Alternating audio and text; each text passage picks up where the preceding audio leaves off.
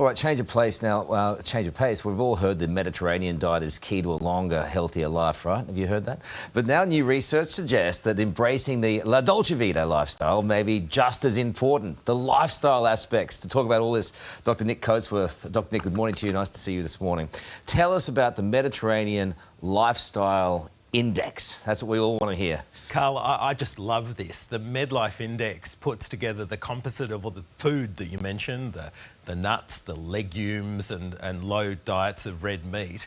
And it adds this idea of conviviality or hanging out with your mates. How good. And so it's a points index of about 28, and you actually get 1 or 2 points if you spend more than 2 hours on the weekend just hanging out with your friends. Well, what could be better? You like the diet, though, and you like the lifestyle, yeah. Right? So how do people kind of copy it and replicate it here?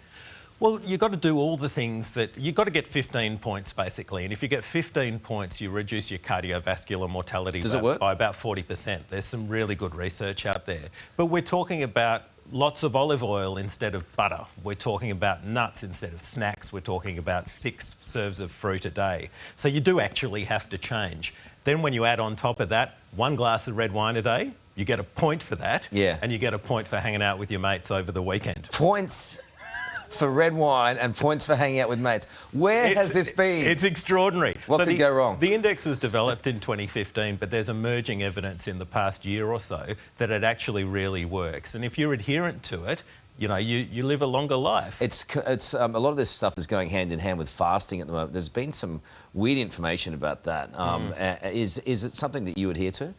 Well, I think fasting's got its place. You know, insulin, which you get released when you have lots of sugar, is an inflammatory hormone, causes all sorts of problems in your body. If you fast, you reverse that. There's very low levels of insulin, and so you can decrease that inflammation. That's the whole basis of it. So I think it's, you know, it's not a bad thing to be doing. It can be an alternative to the MedLife diet, but I like hanging out with my mates, Carl. Yeah, so you can fast and then get on the red wines and the pasta. Well, it's all got to be in moderation. You don't want 5 bowls of pasta and 5 glasses of red wine. That's what I'm taking out of this. Good on you, Doc. Thank you. Hey there, Today fans. Sarah and...